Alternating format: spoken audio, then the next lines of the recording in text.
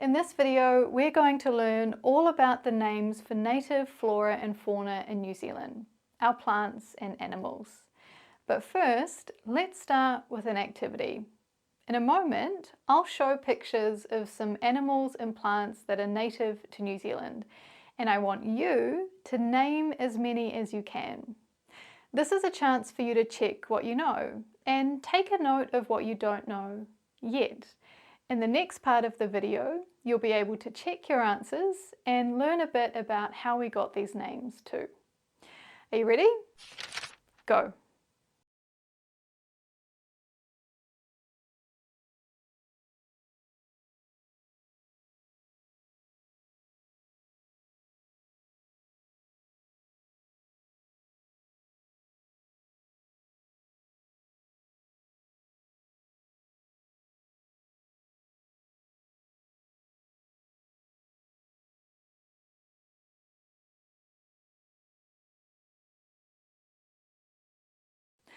Okay, now that you've had a chance to test your knowledge, let's take a closer look together. In this video, I'd like to teach you the names for New Zealand native flora and fauna. And along the way, we'll talk a bit about New Zealand history and how we got these words. By the end of this video, you'll be able to not only name some of the most common plants and animals, but you'll also have a better idea as to why we use both Māori and English names for things. You'll also be able to recognise the different ways Māori words are sometimes pronounced and understand why people say them differently. In today's video, I'll introduce 15 words, but if you want to learn even more after watching, you can grab a copy of this free PDF where I share heaps more. More on that later. For now, let's get into the video. Alright, so let's start with a name you probably already know. What do we call this? Kiwi, right? Yeah, so Kiwi is a Māori word and there is no English alternative. Kiwi is just Kiwi. And this is just one example of many birds and animals where we use the Māori word in everyday New Zealand speech. Just like we call the kiwi by its Māori name, we also call other birds by their Māori names too, like tui, kereru, and pūkeko, among others. And if we switch our attention from birds to plants, we find examples like these trees, the kōwhai tree, the mānuka bush, and the pōhutukawa. Beyond birds and trees, we can also find examples if we look at what's in the ocean. This is called paua, for example. And if you've ever been to a souvenir shop or seen a traditional Māori carving, you've probably seen paua before. Another sea creature is this fish called tarakihi. You get the idea. In many cases, the Māori word for animals or plants has been adopted into everyday New Zealand speech, and we use them naturally without really thinking about it. You might hear someone say, for example, "Oh, look at that tui," or "Let's sit under the kōwhai tree," and it feels completely normal. When it comes to talking about nature in New Zealand, Māori words are really common. And then of course there are other New Zealand flora and fauna that are not known by a Māori name, but an English name. For example, this bird is called a fantail. This is a bellbird, and this one is called a robin. If we look again at plants, we find trees like the cabbage tree and the beech tree. And if we check out the sea once more, we find fish like this one, which is called a hake. As you can see, just like there are many Māori names for New Zealand when we talk about flora and fauna, so too there are many English names. So now that we know what some of these flora and fauna are called, the next question is why? Why are some called by English names while others have Māori names? And to answer that question, I had to do a little digging. Here's what I learned. So to understand why we have this mix of vocabulary, we have to look at our history. So let's start with who speaks these languages. You know who Māori are, right? Māori are the indigenous people of New Zealand, and Te Reo Māori is the Māori language. So Māori are thought to have come to New Zealand sometime between 1250 and 1300 CE, and were here for about 300 odd years before they had first contact with Europeans. As you can imagine, that gave them plenty of time to name the places, creatures and plants around them, including those examples we looked at earlier. Years later, Europeans came to New Zealand. Just a few at first, followed by many more. And it's with this early contact between Māori and Europeans that we see Māori words being adopted into English, eventually becoming part of the New Zealand vocabulary we know and use today. Now, there's a researcher, Elizabeth Gordon, who studies New Zealand English extensively. And in this book, she documents exactly how this happened. Let me give you a quick summary. So she explains how when James Cook and his crew first arrived in New Zealand, they noted down the names for the things they saw. Plants and animals, of course, as well as places, and even things unique to Māori society and culture. When it came to the names of flora and fauna, right, the plants and animals they found, there were a few distinct ways that they noted down the names. Some names came straight from Te Reo Māori, others were made up, often by combining English words to describe how something looked, and in some cases they took existing English words and gave them new meanings. All of which has led to this unique mix of vocabulary that we use today. And actually, if we revisit the examples I shared with you just before, we can actually see examples of this. Take the Māori names for the birds we looked at earlier, for example. On one of the voyages, there was a naturalist, a person who studies plants and animals, who painted pictures of the birds he saw, and he wrote down their Māori names. Unfortunately, I couldn't track down these images. It's quite hard to get your hands on these old journals, but we can imagine it, right? Perhaps a sketch of a tui with the word written next to it. Maybe it was spelled differently back then, but it was called tui. As for the English words, let's look at an example of one of the words they invented. Remember this bird? Notice how its tail looks a bit like a fan? Well, that explains how it got its name, fantail. And this is a perfect example of how sometimes Cook and his men made up new English words by putting two existing English words together, fantail. And we know this because they wrote this name down in their journals. Now, they didn't use this method for all English words. Sometimes they did something a bit different, which was that they sometimes reused English names.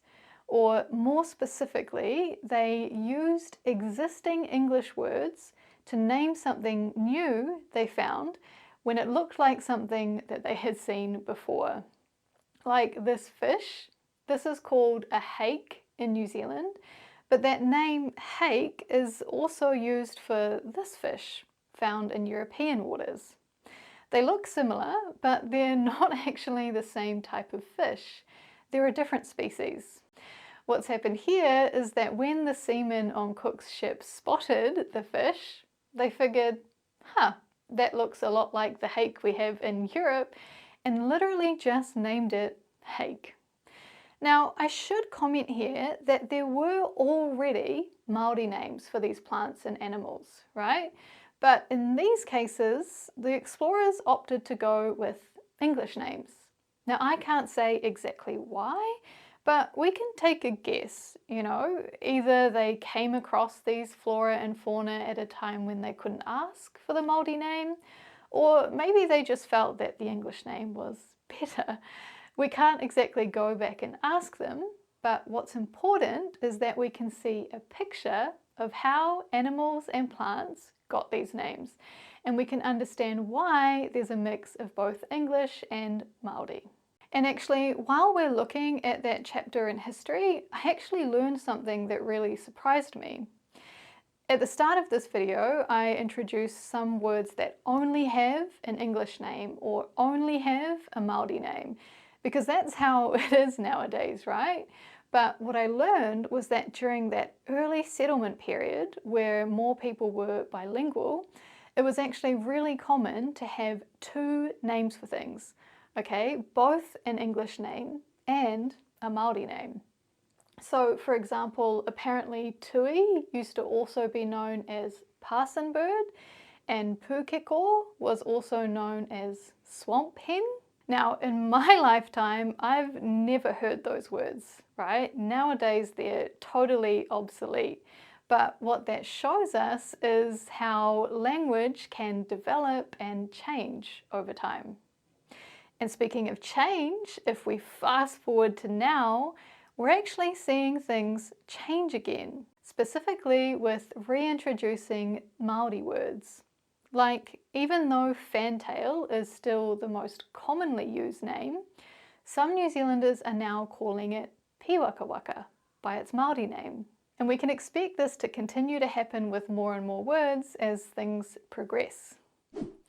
So yeah, that's the why. There's obviously a lot that's happened in our history that I've had to skip over in this part of the video, but in terms of giving you the context of the words we use, where we came from, why we use this one or that one or not this one, that should give you a broad understanding.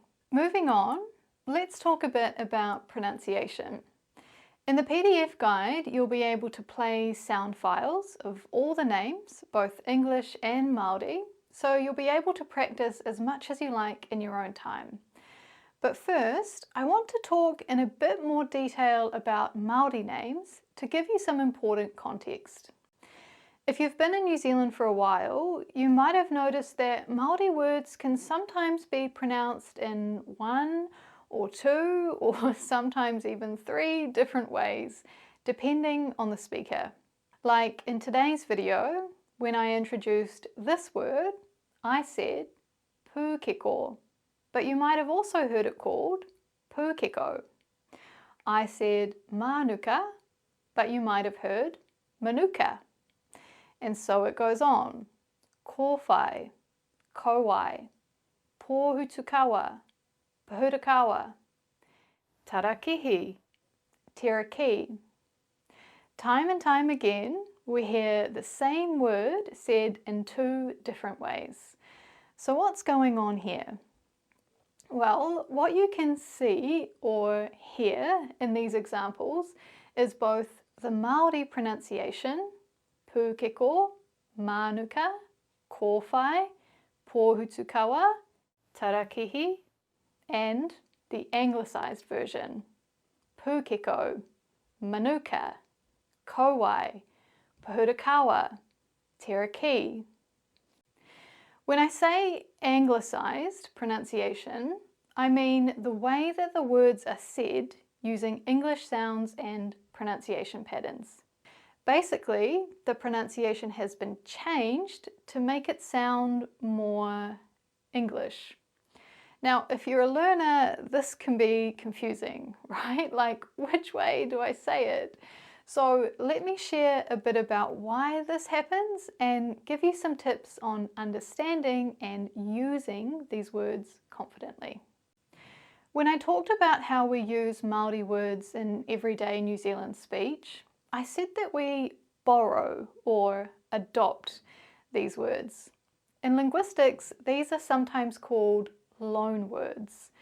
And in this video, we're focusing on Māori words, right? Māori loan words. But we've also got plenty of loan words from other languages too. Like we call this a wok, which is a Chinese loan word, and this is a croissant, which comes from French. And what these examples show is that often when words are borrowed from one language to another, like this, the way they are pronounced changes. Like, notice how I said croissant, even though in French it sounds like croissant. And it doesn't just happen in English. In Japanese, for example, the English word ice cream becomes aisukurimu. And in Korea, the Italian word pizza becomes pizza. You get the idea. Often, when we borrow words, we change the pronunciation. Now, from a purely linguistic perspective, this is pretty normal, and it kind of explains why we get these anglicised pronunciations. For some New Zealanders though, saying Māori words this way just feels kind of wrong. In fact, many New Zealanders advocate for the correct pronunciation of te reo Māori, seeing it as an important way of honouring the history of these words and showing respect to Māori. Speaking for myself, I do my best to get Māori names right because I agree with that point of view and I think it's really important. But I have to admit, I haven't always done that. When I was younger, I used to say a lot of words using the anglicised pronunciation simply because I didn't know any different. Anyway, I share this because no matter where you go in New Zealand, you are going to meet different people who have different views on how we should say these words, and also just different levels of experience with Māori sounds, okay? And so you're going to hear these words said in different ways. Some people will say it with perfect Māori pronunciation every time. Some people will try but get one or two sounds wrong. Some people will want to try but be too afraid to. And some people just might not want to. Others might just say words the way they have heard other people say them and not even really think about it. There are all kinds of people here, and so I guess the main takeaway really is just to be aware of it. So, to help you with all of this, I've actually included both pronunciations in the PDF. For every Māori word, I've given the Māori pronunciation first, and if there is a secondary anglicised pronunciation, I've given it to you here. What I would encourage you to do is try your best to say words using the Māori sounds, and then listen to the anglicised version a few times so that it's familiar, right? That way, you'll be able to recognise a word when you hear it. If you hear someone say, turn left after the big pahurakawa on the left, you know that they mean turn left when you see this tree, right? Pōhutukawa. And if you're interested in learning the Māori sounds, I'd recommend you check out this website where you can learn the Māori alphabet. It's got this cool interactive page where you can click a letter to hear the sound. Like if we do that briefly, we can hear the vowels. A, E, I, O, U. And you might recognise that those vowels are in some of the words we learned today. Okay, we've got A like in paua, E like in kereru, I, kiwi, O, kōwhai, and U like in tui. It's a really great resource. One more recommendation I want to make is this online dictionary, Te Aka. You can look up Māori names for things, and as a bonus, you can also play the sounds of different birdsong, which you might like. Here's the sound of a tui.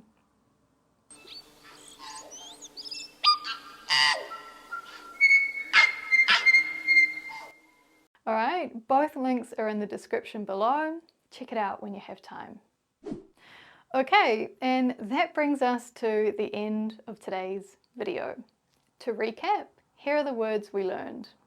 Kiwi, tui, kereru, pūkeko, kōwhai, mānuka, pōhutukawa, paua, tarakihi, fantail, bellbird, robin, cabbage tree, beech tree, and hake. You've now learned the names of some of our native flora and fauna.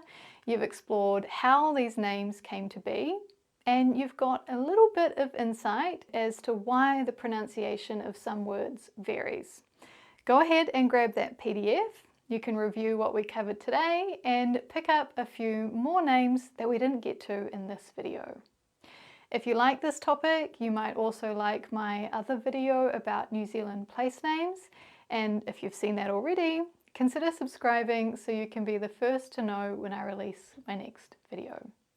All right, that's all from me today. Thanks for watching. Until next time, see you later.